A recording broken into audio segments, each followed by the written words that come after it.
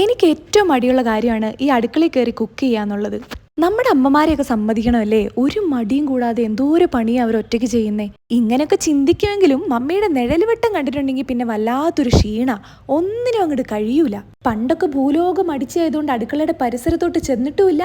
ഇന്നിപ്പം വല്ലപ്പോഴും പോകുന്നതുകൊണ്ട് അമ്മയോട്ട് അടുക്കളയിൽ കയറ്റുകയില്ല. അതുകൊണ്ട് ഈ അടുക്കളയോട് മാത്രം എനിക്കെന്തോ തീരെ താല്പര്യമില്ല. പട്ടിണി കിടക്കാണ്ട് പിടിച്ചു നിൽക്കാനുള്ള ചെറിയ ചെറിയ അടവുകൾ മാത്രമേ എൻ്റെ കയ്യിലുള്ളൂ. അതുകൊണ്ട് വായിക്ക് രുചിക്ക് എന്തെങ്കിലും കഴിക്കാൻ തോന്നുമ്പോൾ കെട്ടിയോൻ ചില്ലറ പൊടിക്കൈകളും കൊണ്ട് അടുക്കളയിൽ കയറും. പക്ഷേ ഈ സാമ്പാർ വെച്ചത് ഞാനാണേ. എല്ലാ മടിയന്മാരുടെയും മടിച്ചുകളുടെയും ഇടയിൽ കോമൺ ആയിട്ട് കണ്ടുവരുന്ന ഒരു കറിയായിരിക്കും സാമ്പാർ.